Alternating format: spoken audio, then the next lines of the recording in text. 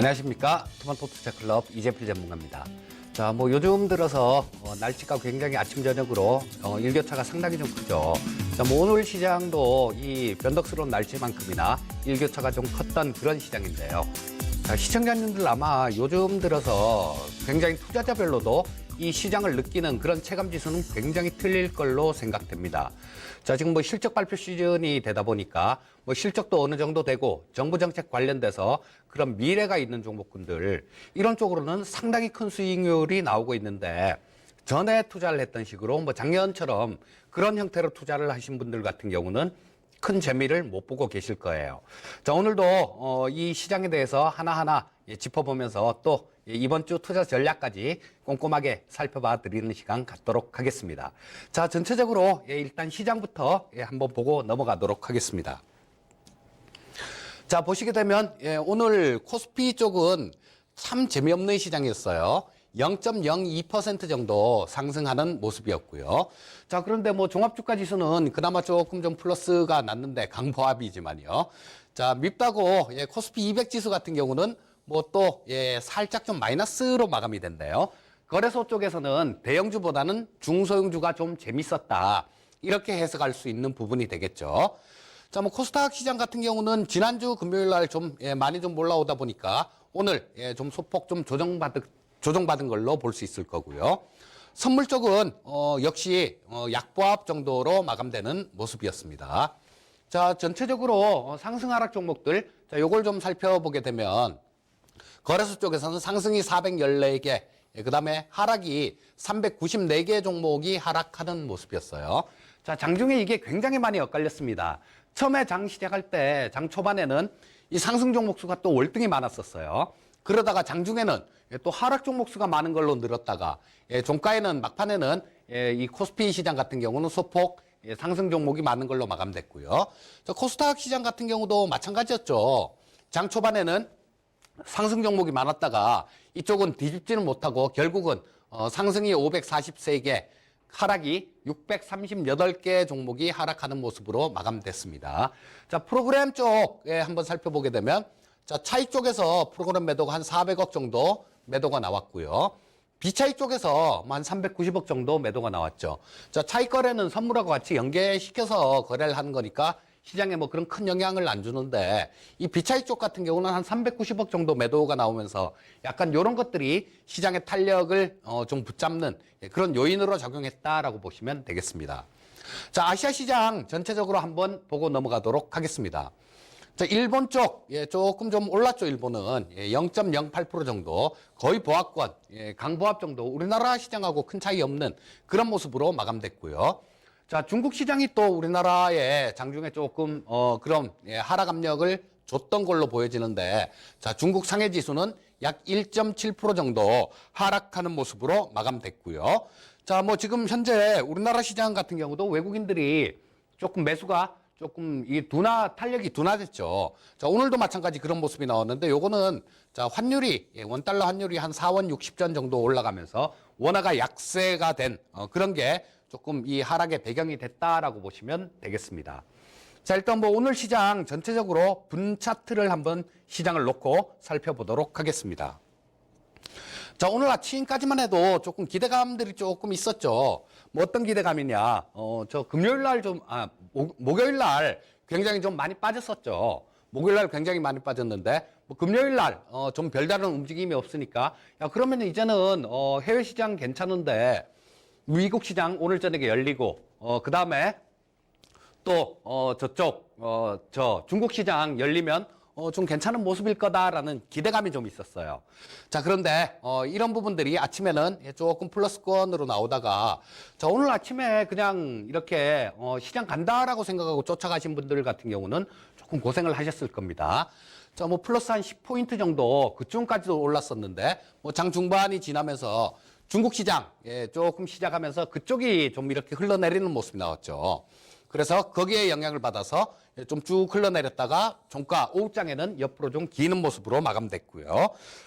자, 요거를 일봉으로 놓고 한번 말씀드리도록 하겠습니다. 제가 지난 시간에 좀 변동성이 커질 것 같다 이런 말씀을 좀 드렸었죠. 자, 지난주 월요일 날 그런 말씀을 좀 드렸었는데 그 전주에는 주요 지수가 저항대 구간에 진입했다라는 말씀을 드렸었습니다. 2240포인트에서 2270포인트 사이 이쪽은 지금 일봉에서 보면 저항선이 안 보여요.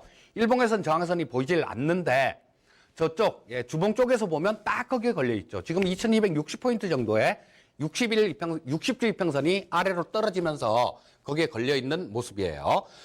자, 그래서 이쪽 현재 일봉상으로 이렇게 놓고 보게 되면 242평선 근처 정도까지 지금 와서 거기 돌파했다가 밀렸다가 계속 그런 모습이 나오고 있습니다.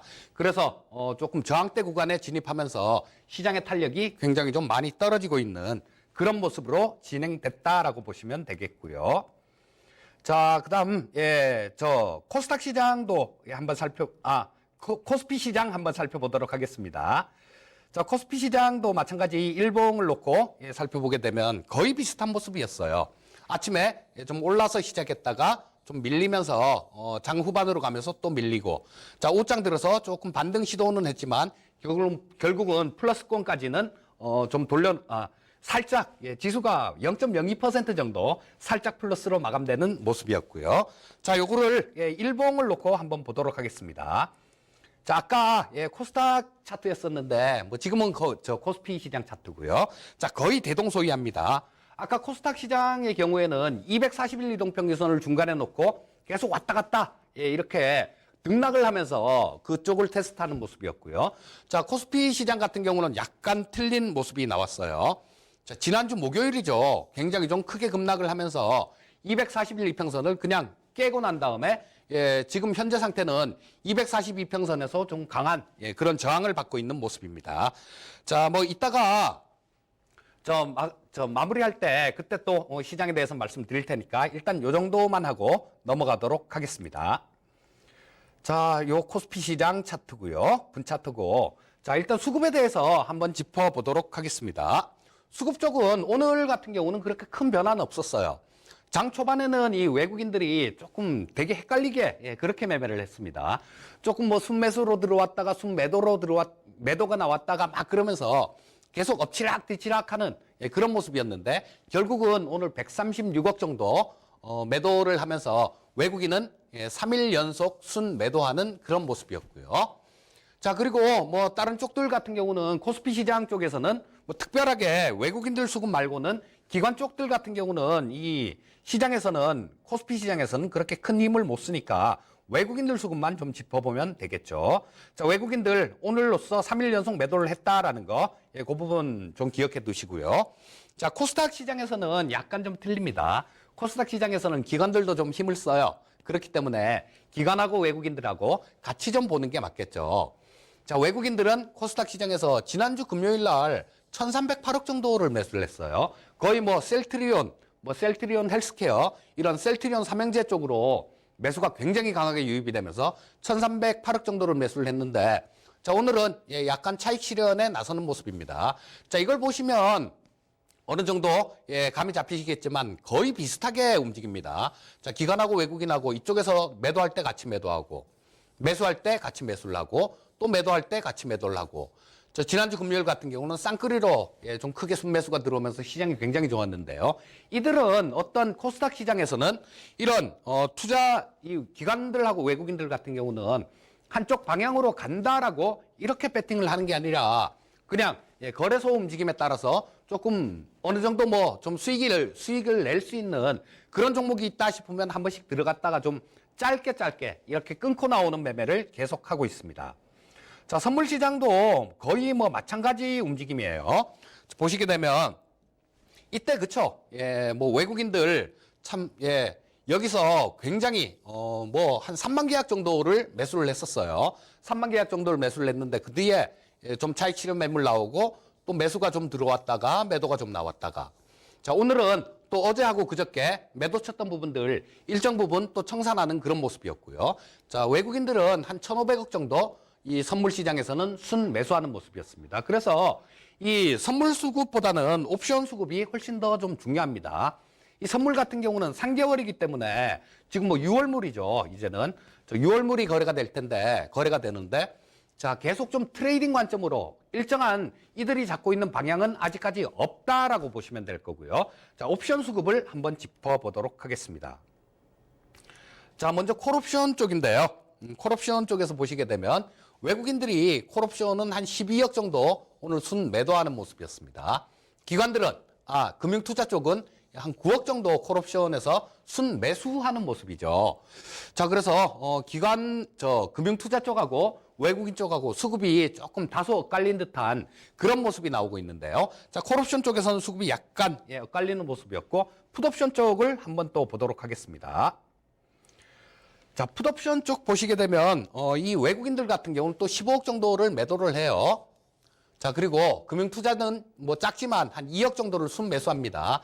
그러면 콜옵션 쪽에서도 외국인들은 매도, 풋옵션 쪽도 매도 이런 모습이었고요. 금융투자는 콜옵션 쪽도 매수를 하고 풋옵션 쪽도 매수를 했다라는 얘기죠. 자, 그러면 정반대로 좀 엇갈린 수급이 나옵니다. 그런데 이런 부분들을 그냥 오늘 당일날 하루 수급만 보면 좀 되게 헷갈려요.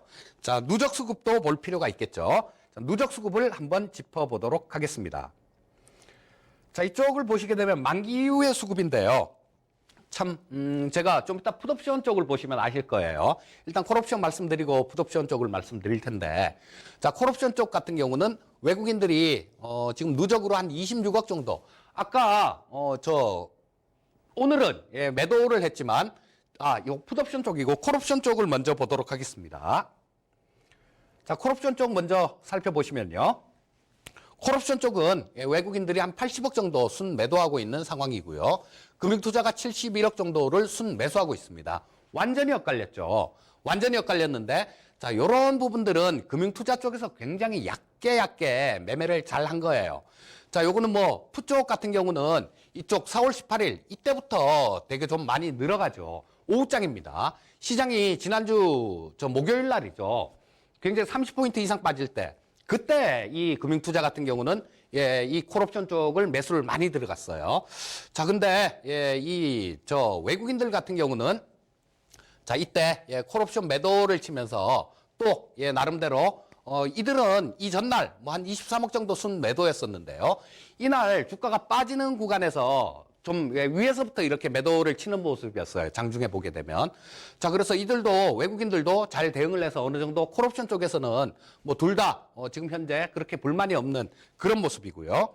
풋옵션 쪽에서 살펴보시게 되면 지금 풋 쪽이 좀 재밌습니다. 자, 풋 쪽을 살펴보게 되면 하여튼 금융투자가 이 옵션 시장에서는 메이저라는 얘기가 맞아요.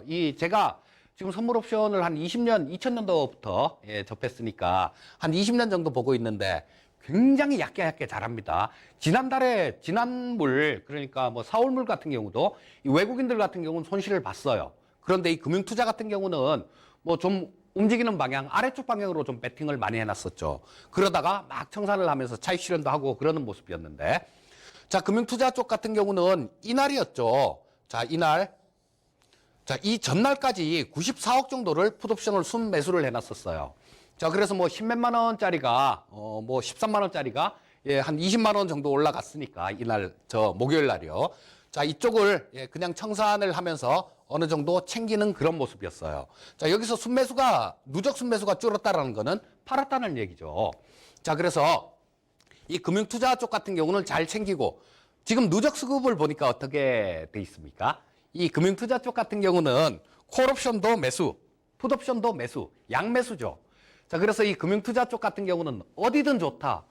위도 좋고 아래도 좋고 어디로든 좋으니까 그냥 크게만 움직여라. 시장이 크게 좀 움직일 것 같다. 변동성이 확대될 것 같다라는데 거기에 배팅을 하고 있는 거고요. 외국인들은 앞서서 보셨을 때 콜옵션을 한 80억 정도 매도를 했죠. 자, 그리고 풋옵션은 아직도 뭐 일부 오늘 좀 청산을 하긴 했습니다만 풋옵션도 26억 정도를 순 매수를 했어요. 자, 그렇다면 이들은 외국인들 같은 경우는 콜 매도는 옆으로 기거나 빠져야지 수익이 나는 포지션이죠. 풋 매수는 주가가 밑으로 좀 빠져야 수익이 나는 포지션입니다. 외국인들은 하방 방향으로 베팅을 하고 있다. 이렇게 보시면 되겠습니다. 자, 다음은 오늘 저 특징주 한번 잠깐 좀 특징 섹터 좀 잠깐 살펴보고 넘어가도록 하겠습니다. 자, 일단, 예, 뭐, 제약바이오 쪽, 요런 쪽을 조금 볼 텐데요. 이 셀트리온, 자, 셀트리온의 일봉입니다. 참, 예, 징그럽게도 고생을 시켰죠. 이때부터 시작해서. 자, 뭐, 작년 11월 달부터 시작해서 지금 올해 시장이 굉장히 좀 괜찮았었죠. 올해 1월 달부터. 그런데 그냥 계속 옆으로 계속 횡보하고 있는 모습이었어요. 자, 엊그저께 금요일 날부터 매수가 좀 들어왔는데요. 그 이유는 이 셀트리온이 지금, 공장을 조금 이렇게, 개선을 하느라고, 예, 1공장 지금 거의 부분적으로 이제는 또 생산을 하기 시작합니다. 자, 그런 부분들이 좀 있었고, 그리고 램시마 SC라는 거, 뭐, 그게, 예, 좀, 유럽 쪽에, 미국 쪽에 램시마 SC가 좀 판매될 걸로, 예, 그렇게 진다라는 그런 내용이 있었고요. 또, 하반기에 트룩시마라는 이야기 있죠. 트룩시마라는 이야기 있는데, 자, 요거도 마찬가지로 하반기에 미국 시장 진출에 대한 기대감, 그리고 내년에는 예, 허주마라는 유방암 예, 치료제죠. 자, 이 허주마에 대한 것들이 또 내년에 미국 쪽에 모멘텀이 있을 거다라는 거. 그리고 공장 부분을 지금 한 생산 능력이 한 14만 리터 정도예요. 그런데 공장을 증설을 하게 되면 26만 리터 정도로 예, 커질 것이다라는 거. 자, 규모의 경제니까 규모가 커지면 생산을 많이 하게 되면 그렇죠. 예, 좀 수익성이 좋아질 수가 있겠죠. 그리고 또 예, 램시마 SC 그 부분 같은 경우는 이 램시마보다 조금 약가가 높게 책정될 걸로 그렇게 보입니다. 자, 셀트리온 같은 경우는 예, 그런 이유로 좀 올라왔고요. 그 다음에 또 셀트리온 헬스케어가 금요일은 더 급등을 했죠. 자, 요거는 지금 셀트리온하고 계약을 하고 있는데요. 약간 좀, 헬스케어에 약간 불리한, 그런 상황이었어요. 그런데 그 계약 조건이 변경되면서 조금 긍정적으로 작용할 것이다라는 거, 요런 부분이, 예, 좀 이렇게 크게, 예, 작용했다라고 보시면 되겠고요. 자, 그 다음에 특징 종목을 하나 볼 텐데, 덱스터라는 종목. 자, 우리 시청자님들, 지금 이 덱스터 보니까 어디서 많이 본 것 같지 않습니까? 예. 2주 전, 요 날이었죠, 요 날. 요 날 제가 바로 이 자리에 저거를 특징주로 좀 갖고 나왔어요. 그리고 어떤 말씀을 드렸냐면, 대부분 그냥 특징주로 하면 그날 상한가 친 것들, 막 이런 것들 갖고 이렇게 나와서 좀 얘기를 많이 하죠, 방송에서. 그런데 이런 것들은 실제로 우리 시청자님들한테 도움이 안 됩니다. 도움이 안 되기 때문에 좀 실제로 좀 도움이 되시라고 이런 종목을 드립니다. 갖고 나왔습니다. 라고 말씀드렸는데요. 자, 여러분들 이거 VR 관련해 갖고 그렇게 좀 말씀을 좀 드렸었고, 또 이때 얘기도 말씀드렸었죠. 이때 CJ의 인수설이 지금 이때 처음 나온 게 아니라 이때 인수설이 벌써 나왔습니다. 그런데 보통 보면 이때도 부인 공시를 했죠. 부인 공시를 했으니까 주가가 원래는 이렇게 제자리로 이렇게 가는 게 정상이에요. 그런데 가지 않고 계속 뭐 옆으로 이렇게 횡보를 하면서 매물 소화를 하고 있습니다라는 그런 말씀을 드렸는데요. 자, 일단 단기적인 재료는 그런 겁니다. 단기적인 재료는 그런 거지만 우리 한번 VR 쪽을 생각을 해보면 이게 과연 우리가 단기적으로 그냥 보고 말아야 될 주식들인가 이렇게 한번 생각을 해보십시오. 자, 이 지금 VR 기기를 끼워보신 분들은 아시겠지만요. 어지러워요. 굉장히 어지럽습니다. 이게 이유가 뭐냐 하면, 패널에 문제가 있을 수도 있고요. LCD 패널 같은 경우는 이 전달 속도가 느리기 때문에 좀 이런, 끊김 현상들, 이런 것들도 나오고 그럽니다. 그리고 더 큰 이유가 뭐냐 하면요. OLED 패널도 써보면 어지러워요. VR 기기를. 근데 이게 전달 속도죠. 자, 이 휴대폰에서 VR 기기로 이렇게 넘어오는 그 속도. 자, 이게 지연이 좀 많이 되다 보니까 계속 끊김 현상이 나옵니다. 우리 TV 같은 걸 봐도 뭐 어떤 경우는 보면 막 끊김 현상이 막 옛날에 요즘은 잘 안 그렇습니다만 옛날에 막 그런 것들이 좀 많았었죠. 보면 상당히 좀 어지러운 그런 건데 그런 부분들이 이 5G로 인해서 완벽하게 해결될 겁니다. 그리고 자, 이 VR 시장이 나중에는 어떻게 될 거냐면요. 자, 여러분들 한번 이렇게 생각을 한번 이런 부분은 깊숙이 생각해 보실 필요가 있어요.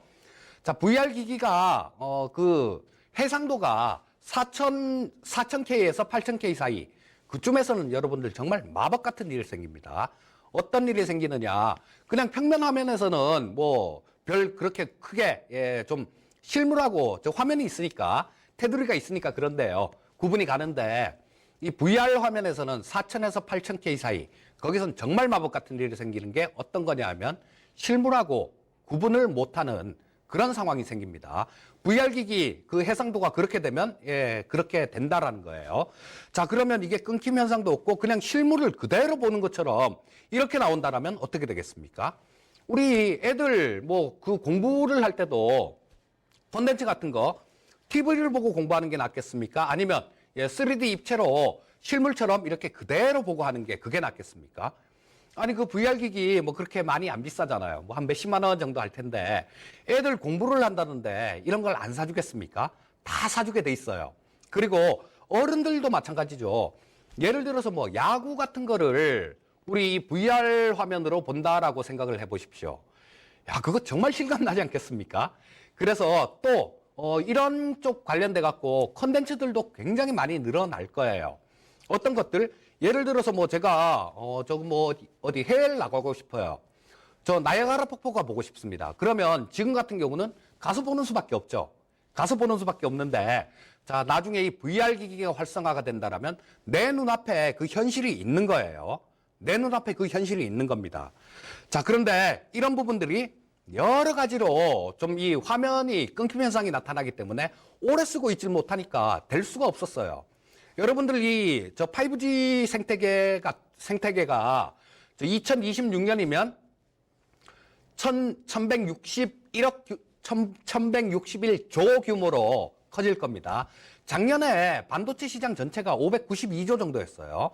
자, 지금 없던 산업들이 이 5G 관련해 갖고 연관되는 산업들이 1161조가 생긴다라는 얘기입니다. 새로운 시장이 생기는 거예요. 자, 그럼 여러분들 이쪽은 완전히 노다지라고 보셔야 됩니다. 그래서 흔히들 얘기하는 4차 산업혁명 관련되는 내용들이죠. 그런 부분에 대해서 굉장히 좀 깊숙하게 공부를 해보실 필요가 있고요. 자, 이 덱스터 같은 경우는 그런 거죠. VFX라고 그 가상 효과 이런 것들 만드는 회사인데 우리 신과 함께 거기에 보면 거기에 특수 효과를 만들었던 회사고요. 또 내일 모레 어벤져스가 개봉하거든요. 어벤져스가 개봉을 하게 되면 그쪽에서 저 특수 효과들 굉장히 많이 나올 겁니다. 그리고 또 있죠. 우리나라 내부에서도 TVN에서 6월 달부터 아스달 연대기라는 그런 드라마를 방송을 합니다. 그쪽에서도 특수 효과가 굉장히 많이 나오게 될 거예요. 자, 그러면 이런 쪽들, 게임 쪽이나 이런 특수 효과 만드는 쪽들, 그리고 VR 기기를 좀 관련되는 그런 기업들도 좀 있죠. 자, 이런 부분들은 꼭 좀 살펴보십사 하고 말씀드리고 싶습니다. 자, 그리고 덱스터 같은 경우도 좀 크게 올랐을 때 쫓아가실 필요는 없겠지만 꾸준한 관심이 필요하겠다. 이렇게 좀 말씀드릴 수 있겠고요. 자, 뭐 전체적으로 시장을 한번 보고 넘어가도록 하겠습니다. 자, 시장 전체는 지금 현재 어떤 상태일까요? 일봉에서 보셔도 자, 여기 코스피 차트죠. 이 검은 선이 240선입니다. 검은 선은 240선이고 자, 242평선은 계속 찍어 누르고 있는 형국이죠. 자, 반면에 한번 지우고 보시면 밑에 60선하고 20선, 60선, 그리고 122평선까지 싹 돌아서 나오는 모습이 나오죠. 자, 그래서 지금 같은 경우는 아래 위로 확 좀 끼어 있는 상태예요. 좀 답답하게 끼어 있는 상태이기 때문에 뭐 또 실적 부분도 마찬가지로 우리나라 같은 경우는 뭐 그렇게 2분기 실적이 썩 좋을 것 같지가 않습니다. 계속 뭐 전망치들이 계속 하향 조정되고 있는데 자, 이런 것들을 본다면 지수 자체가 그렇게 크게 좀 움직이긴 좀 어렵고요. 자, 그래서 좀 오늘 특징적인 부분이 지난주에도 그랬는데요. 우선주들이 움직인다라는 거예요. 이 우선주들이 움직이고 난 다음에는 장이 그렇게 좋은 거를 제가 그렇게 많이 보지를 못했습니다. 그래서 시장에 대한 그런 경계심은 갖고 계시고요. 대신 아까 말씀드렸듯이 그 실적 부분이 되고 그리고 또 이 정부 정책이나 특히 대표적인 게 이 4차 산업혁명 관련되는 섹터죠. 요즘 그런 것들만 돌아가면서 급등이 나오고 있으니까요. 자, 이런 부분 쪽은 괜찮다라는 생각이 드니까 종목별로 굉장히 좀 차별화가 많이 될 겁니다. 그래서 온도차가 굉장히 좀 이렇게 많이 나는 투자자별로도 굉장히 많이 나는 그런 시장일 텐데요. 자, 우리 시청자님들께서는 시장에 대한 경계심은 놓치지 마시고요. 종목별로 잘 대응하시면 이 장에서도 분명히 크게 수익을 낼 수 있는 방법이 존재한다라고 말씀드리고 싶습니다. 자, 오늘 시간은 여기까지 하고요. 저는 이따가 야인 시대 때 또 뵙도록 하겠습니다. 감사합니다.